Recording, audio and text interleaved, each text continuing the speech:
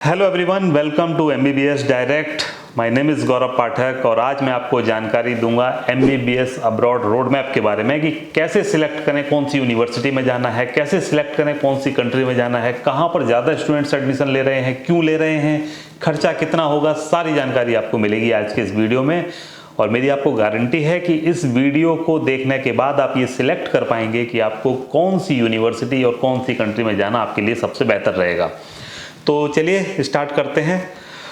सबसे पहली बात आती है कि कंट्रीज कैसे सिलेक्ट करें। और कंट्रीज सिलेक्ट करने के लिए आपके पास तो बहुत सारे ऑप्शंस हैं। कोई कहता है हमें बांग्लादेश जाना है, कोई कहता है हमको नेपाल जाना है, कुछ लोगों की चॉइस रशिया होती है, कुछ लोगों की चॉइस फिलीपींस होती है, कुछ लोग चाइना जा रहे हैं, कुछ लोग कहीं और जा रहे हैं। ऐसे पूरी दुनिया में इंडियन स्टूडेंट्स जाते हैं मेडिकल की पढ़ाई करने के लिए।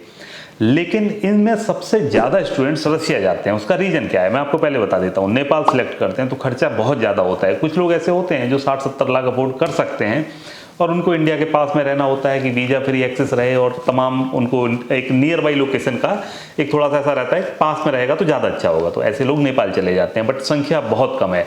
टोटल स्टूडेंट्स जो अब्रॉड में जाते हैं उनमें 1% स्टूडेंट्स भी नहीं है जो नेपाल जाते हों, क्योंकि सीट्स कम हैं। आपको पता है खर्चा इतना ज़्यादा होगा। अब किसी ने अगर नेपाल में अप्लाई करना भी है तो उसके पास में पैसा भी उतना हो कि वो 60-70 लाख रुपए खर्चा कर सके। फिर आते हैं बांग्लादेश पर। जो लोग वेस्टर्न इंडिया में रहते हैं, कोलकाता के हैं, आसाम के हैं, वो लोग थोड़ा सा बांग्लादेश जाना पसंद करते हैं और काफ़ी स्टूडेंट्स आपको मिलेंगे। बट आप देखेंगे नॉर्थ इंडिया से या साउथ इंडिया से लोग बांग्लादेश जा रहे हो तो ऐसे लोगों की संख्या काफ़ी कम है। लेकिन फिर भी बांग्लादेश में इंडियन जो करिकुलम है उसके हिसाब की आपको पढ़ाई मिल जाएगी, क्योंकि सब कॉन्टिनेंट का पार्ट है। तो इस वजह से बहुत से स्टूडेंट्स बांग्लादेश जाते हैं, बट वो स्टूडेंट्स भी 1% के करीब ही होंगे जो टोटल अब्रॉड में जाते हैं वो।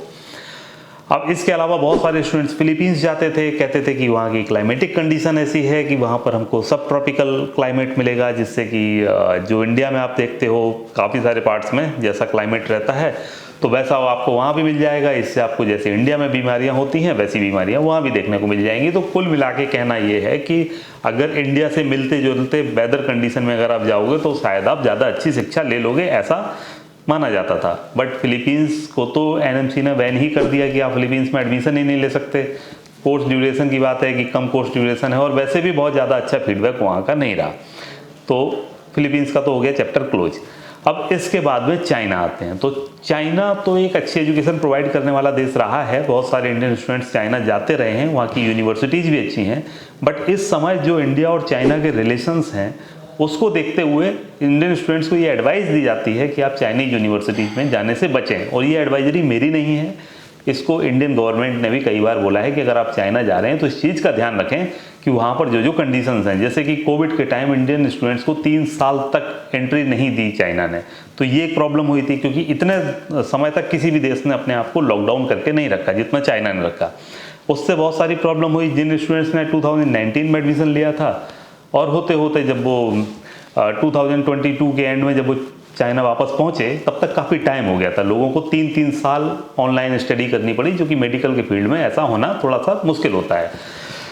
एक तो ये बात आ गई। अब इसके अलावा फिर और कौन सी कंट्री में जाते हैं तो नियर बाई एक कंट्री है किर्गिस्तान, वहाँ काफ़ी ज़्यादा इंडियन स्टूडेंट्स एडमिशन लेते हैं। फिर एक कंट्री है कजाकिस्तान, वहाँ पर काफ़ी स्टूडेंट्स लेते हैं। टोटल स्टूडेंट्स जितने अब्रॉड में जा रहे होंगे उनमें से 15% के करीब करीब आपको मिल जाएंगे ऐसे जो किर्गिस्तान कजाकिस्तान में एडमिशन लेते हैं। इसके अलावा उज्बेकिस्तान में पिछले 2-3 सालों से वहाँ भी बहुत ज़्यादा स्टूडेंट्स एडमिशन ले रहे हैं, 5-7%। आप उसको भी कंसीडर कर लीजिए। उसमें क्या होता है कि उज्बेकिस्तान में कॉस्ट ऑफ लिविंग कम है तो स्टूडेंट्स वहाँ पर एडमिशन ले लेते हैं, कम खर्च का एक देश है।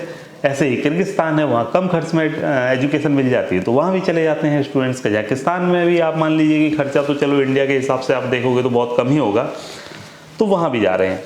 इन कंट्रीज़ के अलावा सबसे ज़्यादा स्टूडेंट्स जाते हैं रशिया में। टोटल जितने स्टूडेंट्स जा रहे हैं उनमें से आप मान लीजिए ऑल इन एवरेज 70% आज के समय में रशियन यूनिवर्सिटीज़ को सिलेक्ट कर रहे हैं। आने वाले टाइम में ये संख्या 80-90% हो सकती है। और क्यों हो जाएगी इसका रीज़न मैं आपको बताता हूँ आगे चल के। अब इसके अलावा और मैं आपको बताता हूँ। अब आप जॉर्जिया की बात करेंगे तो जॉर्जिया के अंदर आपको एनएमसी जो कहती है कि लाइसेंस लेके आना है, वो बात पूरी करते करते आपको लगेगा 8 साल का समय। अब किसी के पास इतना टाइम नहीं है कि 8 साल में अंडर ग्रेजुएट का कोर्स पूरा करे और उसके बाद वो एनएमसी का लाइसेंस लेने के लिए वापस इंडिया में आके नेक्स्ट एग्जाम क्लियर करे और उसके बाद फिर पीजी करे। तो ऐसे होते होते अगर 15 साल लग जाएंगे तो फिर आप डॉक्टर बनोगे कब, प्रैक्टिस कब करोगे। इसलिए जॉर्जिया का भी चैप्टर क्लोज ही है। जॉर्जिया में ज़्यादा वही स्टूडेंट्स जाएंगे जो कहेंगे कि भाई हमको जॉर्जिया जाना है और वहीं पर रहना है, वहीं बसना है, इंडिया आना नहीं है, तो बात अलग है, फिर तो आपकी डिग्री 6 ईयर की ही होगी। आफ्टर दैट एक कंट्री आती है आर्मेनिया, जो जॉर्जिया के नियर बाई है। अब वहाँ की यूनिवर्सिटीज़ में इतने स्टूडेंट्स ने एडमिशन लिया और इतनी एजुकेशन क्वालिटी आप कहेंगे कि डाउनग्रेडेड है कि एक यूनिवर्सिटी थी, उसका नाम मुझे अभी याद नहीं आ रहा है, सेंट थेरेसा समथिंग ऐसे कुछ नाम था। उस यूनिवर्सिटीज़ की पढ़ने वाले सारे स्टूडेंट्स की डिग्री इनवैलिड कर दी गई। वो यूनिवर्सिटी में तमाम तरह की समस्याएं पाई गई। तो इस तरह की चीज़ें आपके साथ हो सकती हैं अगर आप कोई ऐसे ही अगर आप देखते हैं कि जनरली ज़्यादा रिसर्च नहीं करते हैं और फिर एडमिशन ले लेते हैं। आर्मेनिया में भी मैं आपको यही बताऊंगा, 2, 3, 4 यूनिवर्सिटी आपको अच्छी मिल जाएंगी, उसके अलावा वही हाल है। अच्छा, जॉर्जिया की तरह वहाँ भी आपको डिग्री लेने में टाइम मिलेगा, तो वहाँ भी जाने का कोई मतलब मुझे समझ में आता नहीं है। अब बात करते हैं कि कहाँ इंडियन स्टूडेंट्स जा रहे हैं आज के समय में, उस कंट्री की। अब बात करते हैं उस कंट्री की जहाँ सबसे ज़्यादा इंडियन स्टूडेंट्स एडमिशन ले रहे हैं। वो कंट्री है रशिया। अब क्यों ले रहे हैं?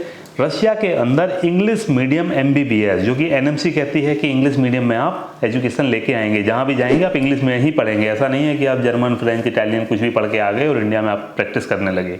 आपको कोर्स इंग्लिश में ही होना चाहिए, क्योंकि इंडिया में आएंगे आपको दवाइयों के नाम इंग्लिश में होंगे, सब कुछ इंग्लिश में होता है। जो मेडिकल प्रैक्टिस की बात कर रहा हूँ मैं, दवाई का नाम, टेस्ट का नाम, सब कुछ इंग्लिश में होगा। तो आप इंग्लिश में ही पढ़ें ताकि आपको सब कुछ समझ में आए जब आप इंडिया में प्रैक्टिस करेंगे, और बहुत अच्छी सी बात है। अब रशियन यूनिवर्सिटी में इंग्लिश मीडियम एजुकेशन अगर आप लेने जाएंगे तो फीस स्टार्ट होती है 2,10,000 रुपये एनुअली। ये बहुत कम फीस है। इंडिया के अंदर अगर आप देखेंगे कि सरकारी मेडिकल कॉलेज की तो बात छोड़ दीजिए, क्योंकि वहाँ पर सीट्स लिमिटेड हैं, एडमिशन होना बड़ा मुश्किल होता है। 620, 630 नंबर लाएंगे तब तो आप सोच सकते हैं कि आपको कहीं कोई कॉलेज इंडिया में मिल जाएगा सरकारी। प्राइवेट कॉलेज पे जाते हैं तो आपकी फीस 10 लाख, 12 लाख, 15 लाख से स्टार्ट होगी। इसके अलावा आपको बहुत सारा खर्चा और करना पड़ेगा।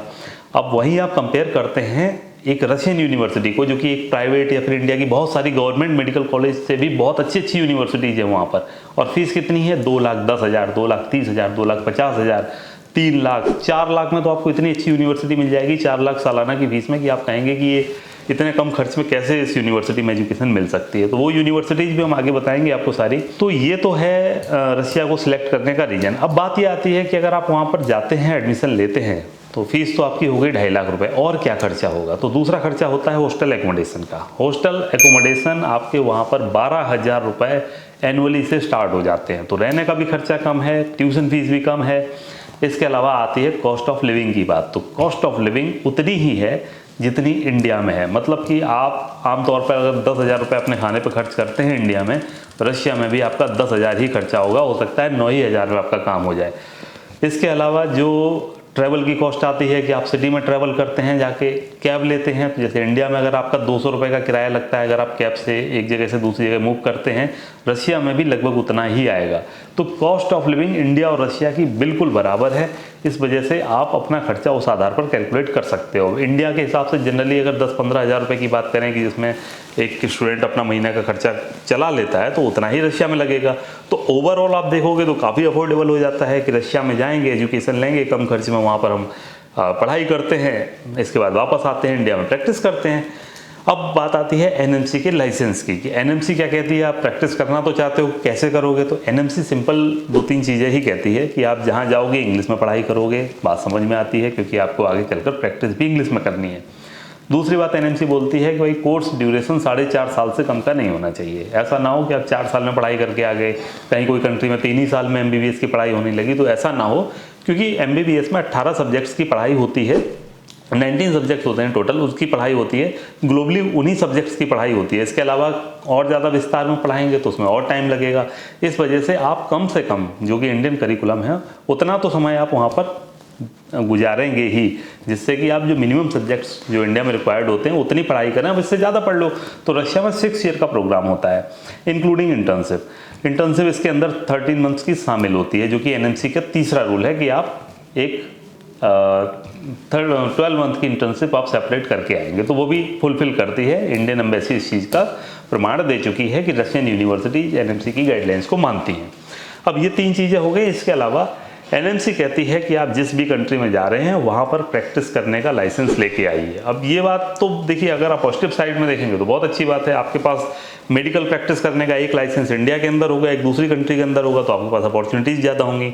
और जो भी स्टूडेंट्स वहाँ पर पढ़ाई करते हैं, जो रशियंस होते हैं, जो और भी कंट्रीज से आते हैं, वो वहाँ पर लाइसेंस लेते हैं। इसमें कोई बड़ी बात नहीं है। अगर आप पढ़ाई कर रहे हैं 6 ईयर तक आपने जो पढ़ाया गया, फाइनल ईयर में आपसे वही पूछा गया कि बताइए आप इन चीज़ों के बारे में पढ़ते हैं तो उसके बारे में क्या क्या आपने सीखा। 6 ईयर में एक टेस्ट हो जाता है, उसके आधार पर लाइसेंस मिल जाता है। बहुत सिंपल सी बात है ये। जो पढ़ने वाले स्टूडेंट्स हैं सब लाइसेंस ले लेते हैं, जो नहीं पढ़ते हैं उनको तो लाइसेंस ना वहाँ मिलना है ना यहाँ मिलना है, उनकी तो कोई बात नहीं है। अब आपने कंट्री डिसाइड कर ली, एनएमसी अप्रूव्ड यूनिवर्सिटीज। अप्रूव्ड तो ऐसे वर्ड हो गए जैसे कोई लिस्ट निकालती है एनएमसी, बट ऐसा है नहीं। एनएमसी की गाइडलाइंस को मानने वाली यूनिवर्सिटीज को हम जनरली बोलते हैं एनएमसी अप्रूव्ड यूनिवर्सिटीज। एनएमसी की गाइडलाइंस को मानने वाली जो रशियन यूनिवर्सिटीज हैं या जो और भी कहीं की यूनिवर्सिटीज हैं, उनमें कौन सी यूनिवर्सिटीज का आपको चुनाव करना चाहिए। अब ऐसे में सबसे पहली बात आती है कि इनमें कौन कौन सी कंट्रीज एनएमसी को गाइडलाइंस को मानती है। मैंने आपको अभी बता देता हूँ कि पहली तो रशिया हो गई, दूसरा कजाकिस्तान में बहुत ज़्यादा इंडियन स्टूडेंट्स जाते हैं, फिर किर्गिस्तान में जाते हैं, फिर उज्बेकिस्तान में जाते हैं। यही 4 कंट्रीज़ में आपके लगभग 95% स्टूडेंट्स आज के समय में जा रहे हैं। तो इनमें से आपको कौन कौन सी जगह जाना चाहिए। किर्गिस्तान क्यों जाना चाहिए? अगर आप इंडिया के पास में कोई लोकेशन देख रहे हैं तो आप किर्गिस्तान का सिलेक्शन कर सकते हैं, या फिर आपका कोई ऐसा रीज़न है कि हाँ आपके आसपास से कोई गया है और आपको भी उनके साथ ही जाना है, तो एक अलग बात हो गई। और किर्गिस्तान में भी जाने का एक मैं आपको रीज़न बताऊं, लो कॉस्ट में आता है, बट लो कॉस्ट में अगर आप रशिया भी देखेंगे तो आज के समय में उतनी ही कॉस्ट रशिया में भी आती है। तो इसलिए किर्गिस्तान में जाने का कोई एडिशनल बेनिफिट मुझे नहीं दिखाई देता, बजाय इस चीज़ के कि आप 3 आवर्स की फ़्लाइट लेके वहाँ पर पहुँच जाएंगे। किर्गिस्तान ही जाना है तो किर्गिस्तान में एक ही यूनिवर्सिटी है, किर्गिज रशियन स्लैविक यूनिवर्सिटी, जो कि वहाँ की सबसे अच्छी यूनिवर्सिटी है। फॉरेन मेडिकल ग्रेजुएट एग्जामिनेशन का जो रिजल्ट आता है उसमें सबसे ज़्यादा हाई रैंक पे आने वाली यूनिवर्सिटी KRSU ही है लगातार कई सालों से। तो आप इस यूनिवर्सिटी का सिलेक्शन कर सकते हैं, अदरवाइज किसी अन्य यूनिवर्सिटी को मैं रिकमेंड नहीं कर रहा हूँ किर्गिस्तान के अंदर। तो एक ही यूनिवर्सिटी है, उसके बारे में रिसर्च कर लीजिए। दूसरी बात आती है कि भाई कजाकिस्तान जाना है तो क्यों जाएं। तो कजाकिस्तान में वही 5 ईयर का प्रोग्राम होता था तो बहुत से इंडियन स्टूडेंट्स पहुंच गए। अब 6 ईयर का प्रोग्राम तो कम से कम हो गया। एनएमसी की गाइडलाइंस ऐसी हैं कि 5 ईयर का प्रोग्राम हो, 1 साल की इंटर्नशिप हो, और अगर कहीं कम से भी कम समय होगा तो 5.5 साल का समय लगेगा। तो अब किर्गिस्तान और कजाकिस्तान दोनों में 6 ईयर का प्रोग्राम है। तो कजाकिस्तान में एक यूनिवर्सिटी है, कजाक नेशनल मेडिकल यूनिवर्सिटी। इस यूनिवर्सिटी को भी मैं रिकमेंड करता हूँ, और ये वहाँ की नेशनल मेडिकल यूनिवर्सिटी है, सबसे अच्छी मेडिकल यूनिवर्सिटी है। तो यहाँ पर आप जा सकते हैं। तो 2 तो ये हो गई। किर्गिस्तान जाते हैं तो आपका जाने का जो भी रीजन हो आप KRSU जाइए, कजाकिस्तान जाते हैं आपका जाने का जो भी रीजन है आप जाइए KNMU में। तो 2 तो ये हो गई। तीसरी बात है उज्बेकिस्तान।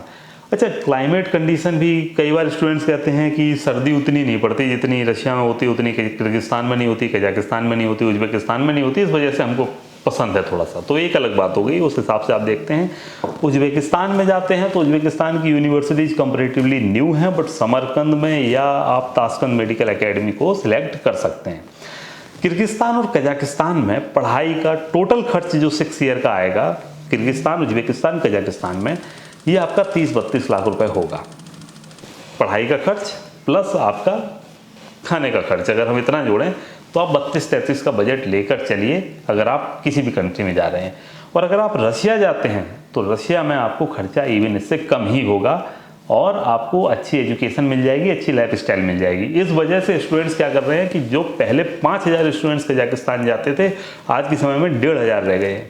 रशिया जाने वालों की संख्या बढ़ रही है, क्योंकि आपको कोई मतलब ऐसी चीज़ नहीं दिखेगी कि इस वजह से मुझे रशिया ना जाके किर्गिस्तान या कजाकिस्तान जाना चाहिए। बस केवल आप ये कहेंगे कि वहाँ -15 का टेम्परेचर होता है रशिया में, तो यहाँ पर -5 -6 का होता है, इससे ज़्यादा का कोई अंतर है नहीं। अब रशियन यूनिवर्सिटीज़ की बात कर लेते हैं। तो सिलेक्शन जब आप करने जाएंगे और आपके अगर मन में ये है कि मुझे रशिया में जाना ही नहीं है, मुझे किर्गिस्तान ही जाना है, तो मैंने यूनिवर्सिटी बता दी, कजाकिस्तान की भी बता दी, उज्बेकिस्तान की बता दी। अब रशिया जाना है या आप ओपन टू ऑल हैं, देन मैं आपको बताता हूँ रशियन यूनिवर्सिटीज़ के बारे में। तो उसमें स्टूडेंट को सबसे पहले पसंद आने वाली यूनिवर्सिटीज़ में वो होती हैं जो कम खर्च में अच्छी एजुकेशन प्रोवाइड कर रही हूँ।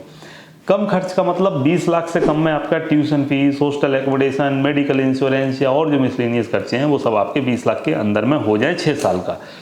इसके अलावा लिविंग कॉस्ट में आता है आपका खाने का खर्च, आपका पॉकेट मनी, इसके अलावा आपका एयर ट्रैवल, अगर आप इंडिया आते हैं साल में एक बार तो उसका खर्चा भी हो गया।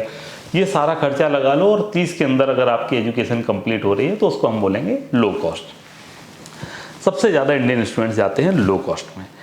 लो कॉस्ट के बारे में हमने 8 यूनिवर्सिटी रशिया की ऐसी हैं जो लो कॉस्ट में MBBS ऑफर कर रही हैं, जो ठीक ठाक और अच्छी यूनिवर्सिटीज़ की बात कर रहा हूँ कि जो पॉपुलर हैं, जहाँ पर इंडियन स्टूडेंट्स जा रहे हैं, जो प्राइमरी चॉइस के तौर पर रहती हैं, वो 8 यूनिवर्सिटी हैं। उसके बारे में डिटेल में वीडियो बना रखा है, आप डिस्क्रिप्शन में देख सकते हैं, लेकिन मैं आपको फिर से बता देता हूँ। यहाँ पर ये 8 यूनिवर्सिटी में एक यूनिवर्सिटी आती है तवीर स्टेट मेडिकल यूनिवर्सिटी, एक आती है यारोस्लावल स्टेट मेडिकल यूनिवर्सिटी, एक आती है ताम्बोव स्टेट यूनिवर्सिटी, एक आती है बस्कीर स्टेट मेडिकल यूनिवर्सिटी, इसके अलावा आप केमरोव स्टेट यूनिवर्सिटी, इसके अलावा Ural state medical university, Omsk state medical university, Orel state medical university, Kabardino Balkarian state university, Petrozavodsk state university.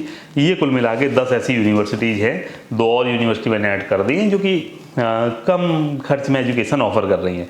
अब इनमें भी आपको कहाँ पर एडमिशन लेना चाहिए? अब मैं आपको बताता हूँ कि अगर आपको कहीं पर फैसिलिटीज़ अच्छी मिल रही हैं, फीस कम है, लोकेशन प्रोमिनेंट है, देन आप उस यूनिवर्सिटी का चुनाव करेंगे। जनरली सबसे ज़्यादा स्टूडेंट्स कैसे सिलेक्ट करते हैं यूनिवर्सिटी को, कि उन्होंने देखा कि एजुकेशन अच्छी है और फीस कम है, लोकेशन का कई बार ध्यान नहीं रखते हैं। तो क्या होता है कि कम खर्च की वजह से किसी ने यूनिवर्सिटी, जैसे एक यूनिवर्सिटी है वो मॉस्को के नज़दीक है, आप यहाँ से फ्लाइट लेके मॉस्को जाएंगे, वहाँ से बस पकड़ के आप 1 घंटे में यूनिवर्सिटी पहुँच जाएंगे, 2 घंटे में आप यूनिवर्सिटी पहुँच जाओगे। तो एक तो वो हो गया। एक ऐसी है कि खर्चा उसका 20,000 कम है, बट वो साइबेरिया के अंदर है। अब साइबेरिया के अंदर जाने के लिए क्या होगा, आप मॉस्को जाएंगे, मॉस्को से आप एक फिर से 10-15 हज़ार रुपये की फ़्लाइट पकड़ेंगे और फिर आप पहुँचेंगे केमरोवो, फिर आप पहुँचेंगे ओम्स्क, फिर आप पहुँचेंगे क्रास्नोयार्स्क, फिर आप पहुँचेंगे अल्ताई, फिर आप पहुँचेंगे इरकुत्स्क, ऐसी जगह पे पहुँचेंगे। अब होगा क्या, एडिशनली आपका 20,000 रुपये का खर्चा साल का बढ़ गया। 20,000 का खर्चा बढ़ गया, आपने 10,000 की फीस बचाई थी, तो फ़ायदा कुछ हुआ नहीं, आपका नुकसान ही हो गया। और लो कॉस्ट का वो लो कॉस्ट रहा नहीं। फिर आप कंप्रोमाइज़ करेंगे क्लाइमेट की कंडीशन के साथ में, क्योंकि साइबेरिया के अंदर सर्दी बहुत ज़्यादा होती है। मॉस्को के पास या फिर यूरोपियन साइड की जो यूनिवर्सिटीज़ हैं वो ज़्यादा बेटर होती हैं। इसके अलावा दूसरी बात आती है नंबर ऑफ स्टूडेंट्स। कुछ स्टूडेंट्स जाते हैं काबर्दिनो बल्कारियन यूनिवर्सिटी में, कुछ लोग जा रहे हैं ओरेल स्टेट यूनिवर्सिटी में, कुछ जा रहे हैं बस्कीर स्टेट मेडिकल यूनिवर्सिटी में। इन यूनिवर्सिटीज़ में 500, 800, 1000 तक स्टूडेंट्स स्टडी कर रहे हैं एनुअली, इतने एनरोलमेंट होते हैं। तो होगा क्या कि वहाँ पर जाने के बाद आपके बैचेस बड़े बड़े बनेंगे, आपके एक बैच में 30, 35, 40 स्टूडेंट्स होंगे। जब प्रैक्टिकल करने जाएंगे तो पता चलेगा कि आपको वहाँ पर बड़ी समस्या आ रही है, क्योंकि 35 लोगों का ग्रुप होता है तो प्रैक्टिकल ठीक से होता नहीं है। जो अच्छी यूनिवर्सिटी हैं, जैसे कि एक हो गई far eastern federal university, Kursk state medical university, Tambov state university, Yaroslavl state university या Kazan federal university, Kazan state medical university, ये जो टॉप यूनिवर्सिटीज़ हैं, वोल्गोग्राद स्टेट मेडिकल यूनिवर्सिटी या मॉस्को की जो यूनिवर्सिटीज़ हैं, फर्स्ट मॉस्को या people friendship, इन सारी यूनिवर्सिटीज़ में 8 से 10 बच्चों का ही एक ग्रुप बनता है। और उसका आगे आपको मैं बताऊँगा रिजल्ट कैसा रहता है इसमें। तो 8 से 10 बच्चे जाएंगे प्रैक्टिकल करने के लिए। कभी कभार कॉमन लेक्चर होगा तो उसमें आपको 40-50 बच्चे एक साथ बैठकर लेक्चर देते हुए मिल जाएंगे, लेकिन जब भी प्रैक्टिकल की बात आएगी तो इतने ही कम ग्रुप का प्रैक्टिकल होता है। तो उससे फ़ायदा क्या होता है कि स्टूडेंट्स को सीखने को ज़्यादा मिलता है, लर्निंग अच्छी हो जाती है, और लर्निंग अच्छी होने की वजह से वो FMGE को पहले अटैम्प्ट में पास कर लेते हैं। इस वजह से जब आप रिजल्ट का डेटा देखेंगे तो आपको कुछ यूनिवर्सिटीज़ दिखेंगी, जैसे कि फार ईस्टर्न फेडरल यूनिवर्सिटी 90% का रिजल्ट आ रहा है यहाँ से। कजान फेडरल यूनिवर्सिटी, यहाँ से भी बड़ा अच्छा रिजल्ट आ रहा है। ताम्बोव स्टेट यूनिवर्सिटी, इस यूनिवर्सिटी का भी FMGE पासिंग परसेंटेज बड़ा शानदार रहा है, बहुत पुरानी यूनिवर्सिटी है। तो ये जो यूनिवर्सिटी, या कुछ जो नई यूनिवर्सिटीज़ खुल रही हैं और इसी पैटर्न पर एजुकेशन दे रही हैं, जैसे कि यारोस्लावल स्टेट मेडिकल यूनिवर्सिटी, जिन्होंने इंटरनेशनल के लिए अभी ओपन किया है। वो रशियन स्टूडेंट्स को बहुत दिनों से पढ़ा रहे थे, उसका भी आप आने वाले टाइम में देखोगे FMGE पासिंग परसेंटेज अच्छा रहेगा। जो रशिया की एक ऑप्सोर यूनिवर्सिटी है, किर्गिज रशियन स्लेविक यूनिवर्सिटी, उसका भी आप देखोगे तो 60, 70, 80% का रिजल्ट रहता है। तो ये सारी यूनिवर्सिटीज़ क्यों इतना अच्छा रिजल्ट दे पाई? क्योंकि यहाँ पर बैचेस छोटे छोटे थे, फैसिलिटीज़ अच्छी प्रोवाइड की गई। अब बस्कीर स्टेट मेडिकल यूनिवर्सिटी की मैं बात करता हूँ, वहाँ पर एक रूम में हॉस्टल के 8 लोगों का एकोमोडेशन होता है, 2 का भी होता है, 3 का भी होता है, 5 का भी होता है, लेकिन नंबर ऑफ एनरोलमेंट होते हैं 1000। तो डबल रूम है, मान लो 100 स्टूडेंट्स को मिल गए, बाकियों को मिला 444, फिर 500 स्टूडेंट्स को तो उन्होंने एक दूर दूर कैंपस में अलॉट कर दिया कि जाके आप 20 किलोमीटर दूर रहिए जाके। तो ये तरह की प्रॉब्लम होती है, स्टूडेंट्स जब इन्हीं चीज़ों से सफ़र करते हैं तो पढ़ाई पर उतना ध्यान दे नहीं पाते। तो इस वजह से अगर आपके पास मौका है तो फिर आप एक ऐसी यूनिवर्सिटी का सिलेक्शन करें जहाँ पर आपको अच्छी लोकेशन पर एक छोटे ग्रुप में जाने वाले स्टूडेंट्स मिलें और जाके आपको वहाँ पर अच्छी एजुकेशन मिले। तो पहले तो ये चीज़ हो गई। अब यूनिवर्सिटीज़ में आपको बता देता हूँ प्रायोरिटी के बेसिस पर कौन सी रखें। तो पहली चीज़ है कि अगर आप लो कॉस्ट यूनिवर्सिटी देख रहे हैं तो मैं आपको 3 यूनिवर्सिटी बताता हूँ आपको। पहली यूनिवर्सिटी लो कॉस्ट में आप रखिएगा यारोस्लावल स्टेट मेडिकल यूनिवर्सिटी को। इसमें टोटल खर्च आपका 20 लाख के अंदर हो जाएगा। लिविंग कॉस्ट वगैरह खाने पीने का खर्च आने जाने का मिला लेंगे तो 30 लाख के बजट में आप वहाँ कंप्लीट कर लोगे। 20 लाख के अंदर ट्यूशन फीस, हॉस्टल फीस सब कुछ हो गया। डिटेल में फीस स्ट्रक्चर चाहिए, इस नंबर पे आप हमें कॉल कर सकते हैं, हम आपको डिटेल में फीस स्ट्रक्चर भेज देंगे, एनुअली आपको कितना कितना खर्चा लगेगा। दूसरी यूनिवर्सिटी आती है फिर तांबोव स्टेट यूनिवर्सिटी। ये सेकंड यूनिवर्सिटी है। इस यूनिवर्सिटी के बारे में स्टूडेंट्स ने बहुत कम सुना है, बहुत ही कम स्टूडेंट्स हैं जो इस यूनिवर्सिटी के बारे में जानते होंगे, उन्होंने कभी नाम भी सुना होगा। उसका रीज़न क्या है कि रेफरेंस बेसिस पे ही ये यूनिवर्सिटी फुल हो जाती है। सीट्स कितनी हैं? ओनली 100 सीट्स होती हैं, और वो 100 सीट ऐसे होती हैं कि जो स्टूडेंट्स ऑलरेडी स्टडी कर रहे हैं वही अपने दोस्तों को या किसी और को रेफ़र कर देते हैं कि आप यहाँ आ जाओ, इतनी अच्छी यूनिवर्सिटी है कि यहाँ पर आपको एजुकेशन अच्छी मिलेगी, फैसिलिटी अच्छी मिलेगी, और फीस कितनी है? 20 लाख के अंदर। तो इतने कम खर्च में यूनिवर्सिटी होती है, तो इसमें ज़्यादातर आपको एडमिशन इतनी जल्दी मिलता नहीं है, इस वजह से इसके बारे में आपने ज़्यादा कुछ सुना नहीं होगा। तो ये हो गई तांबोव स्टेट यूनिवर्सिटी। एंड तीसरी है Tver state medical university.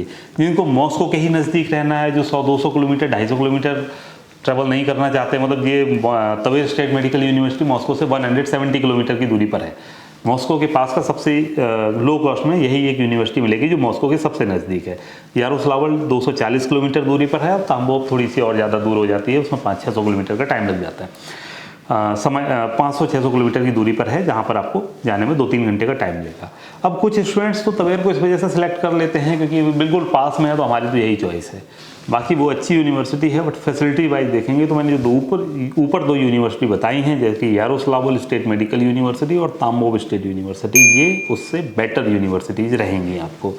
FNG passing percentage अच्छा हो और लो कॉस्ट की यूनिवर्सिटी हो, उसका नाम है तांबोव स्टेट यूनिवर्सिटी। नोट कर लीजिए, अगर आपको ऐसा है कि बैचेस पास आउट हो चुके हों तो इसके बारे में रिसर्च कीजिए, ये सबसे बेहतर यूनिवर्सिटी है। स्टूडेंट एंड टीचर के रेशियो में भी आपको ये यूनिवर्सिटी सबसे शानदार यूनिवर्सिटी रहेगी। तो अगर 20 लाख के अंदर देख रहे हैं तो मेरी सलाह है आपको कि फर्स्ट प्रायोरिटी पर आप रख सकते हैं तांबोव स्टेट यूनिवर्सिटी को, या सेकंड प्रायोरिटी पर रख सकते हैं आप यारोस्लावल स्टेट मेडिकल यूनिवर्सिटी को, या आप इंटरचेंज भी कर सकते हैं, कोई प्रॉब्लम नहीं है। दोनों ही बहुत शानदार यूनिवर्सिटी हैं। बात यह है कि तांबोव का रिजल्ट प्रूवन है और यारोस्लावल का कल हो जाएगा। देन अगर आप इसके बाद देखते हैं कि भाई 20 से 25 के बजट रेंज में कौन सी यूनिवर्सिटी होनी चाहिए, तो Immanuel Kant Baltic federal university है। ये बहुत अच्छी यूनिवर्सिटी है। ये कलिनिनग्राद में है, जो रशिया का एक यूरोपियन पार्ट में एक छोटी सी एक सिटी बसी हुई है, रशियन सिटी है जर्मन बॉर्डर के पास, उसका नाम है कलिनिनग्राद। तो वहाँ की यूनिवर्सिटी है Immanuel Kant Baltic federal university. Low cost में अच्छी फेडरल यूनिवर्सिटी आपको मिल जाएगी, और बजट की कोई चिंता नहीं है।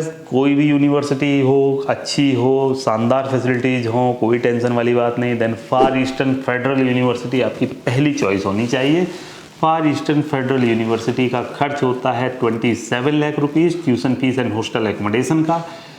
6 ईयर का प्रोग्राम है और 6 ईयर का ये खर्चा है।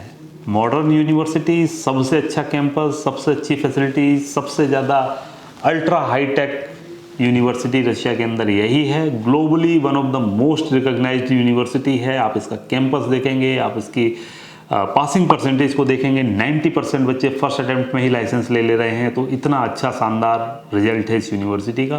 तो फार ईस्टर्न फेडरल यूनिवर्सिटी को आप सिलेक्ट कर सकते हैं, या फिर आप कुर्स्क स्टेट मेडिकल यूनिवर्सिटी इसका भी चुनाव कर सकते हैं। ये भी रशिया की एक बहुत अच्छी यूनिवर्सिटी है, इसमें भी बहुत ज़्यादा इंडियन स्टूडेंट्स जा रहे हैं। तो ये तो हो गई आपकी ट्यूशन फीस के आधार पर मैंने आपको यूनिवर्सिटीज़ बता दी।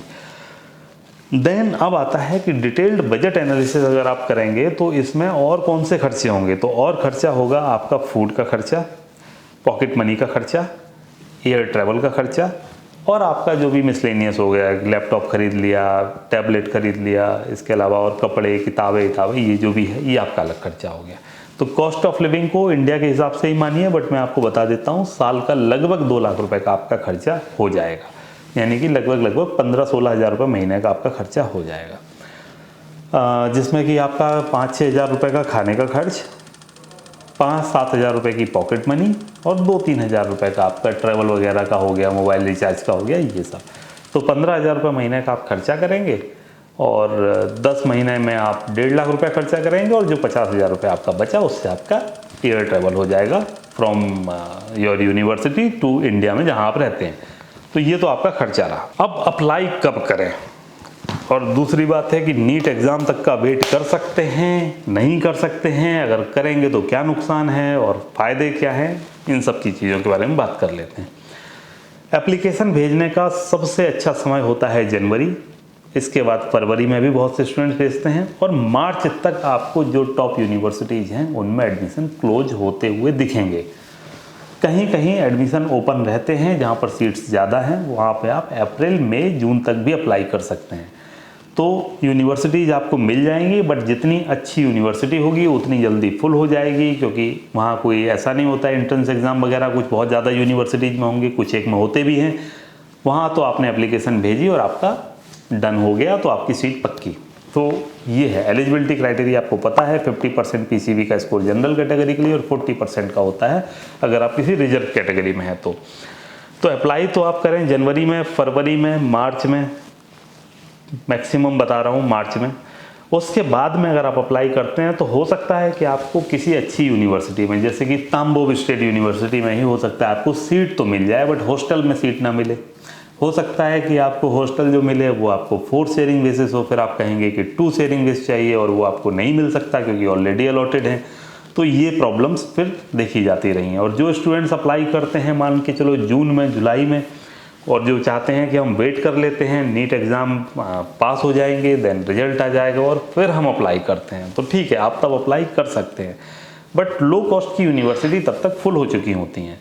फिर आपको यूनिवर्सिटी में एडमिशन तो मिल जाएगा, जैसे कि पीपल फ्रेंडशिप यूनिवर्सिटी में एडमिशन मिल जाएगा, बट वहाँ ये मॉस्को की यूनिवर्सिटी है और यूनिवर्सिटी भी बहुत अच्छी है, बट आपको 75 लाख रुपए का खर्चा होगा।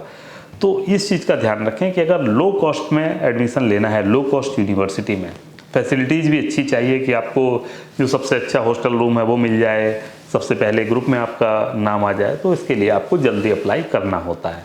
और एप्लीकेशन के लिए आप हमसे संपर्क कर सकते हैं इस नंबर पर, मैं आपको सारी जानकारी जो भी होगी वो आपको बता दूंगा।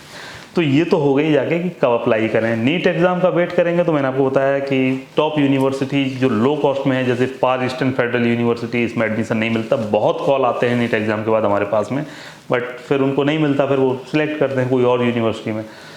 अब कुछ यूनिवर्सिटीज़ ऐसी हैं जहाँ पर आपको एडमिशन तो मिल जाएगा नीट एग्ज़ाम के बाद भी, बट वहाँ पर आपको फैसिलिटीज उतनी अच्छी नहीं मिलेंगी। उलियानोस्क स्टेट यूनिवर्सिटी में एडमिशन मिल जाएगा आपको, पेट्रोजावोस्क स्टेट यूनिवर्सिटी में एडमिशन मिल जाएगा, अगर आप अक्टूबर नवंबर में भी वेट करते हैं तो वहाँ भी मिल जाएगा आपको, और ओरेल स्टेट यूनिवर्सिटी में मिल जाएगा एडमिशन अगर आप अगस्त सितंबर तक का वेट करते हैं। कोई प्रॉब्लम नहीं है, क्योंकि उतनी डिमांड नहीं है यूनिवर्सिटीज़ की, ज़्यादा स्टूडेंट्स वहाँ पर जाना पसंद नहीं करते क्योंकि इससे बेटर ऑप्शन अवेलेबल हैं।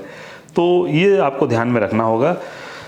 और अब मैं आपको एक चीज़ बताता हूँ, लाइसेंसिंग एग्ज़ाम का क्या है। रशिया के अंदर अगर आप पढ़ाई करते हैं देन फाइनल ईयर में आपका एक्रेडिटेशन एग्ज़ाम होगा, और उस एग्ज़ाम को आप पास करेंगे तो आपको वहाँ पर प्रैक्टिस करने का लाइसेंस मिल जाएगा। अब होता क्या है कि फर्स्ट ईयर से लेके 6 ईयर तक आपने जो भी सीखा है वही पूछा जाएगा, और जनरली इस एग्ज़ाम को इंडियन स्टूडेंट्स पास कर लेते हैं। अब वहाँ से पास करने के बाद में, अच्छा अभी तक क्या होता था कि जो स्टूडेंट्स रशिया में जा रहे थे उनको एक गॉस एग्ज़ाम पास करना ही होता था फाइनल ईयर में, उसको पास करके ही डिग्री मिलती थी। तो वहाँ तक की तैयारी सबकी होती है। देन आफ्टर दैट आपको एक एक्रेडिटेशन एग्ज़ाम होगा जो कि वही एग्ज़ाम के पैटर्न का होगा, उससे ज़्यादा कुछ भी नहीं होता है। तो वो एग्ज़ाम आप पास करेंगे, उसके बाद इंडिया आएंगे, इंडिया में आप लाइसेंसिंग एग्ज़ाम नेक्स्ट जो कि सबके लिए हो गया है तो उसको पास करेंगे, एंड देन आपको लाइसेंस यहाँ पर मिल जाएगा। अब इंडियन स्टूडेंट्स के लिए भी वही चीज़ें हैं, लाइसेंस लेने के लिए वही पैरामीटर्स हैं जो कि आप अब्रॉड में जाके करेंगे।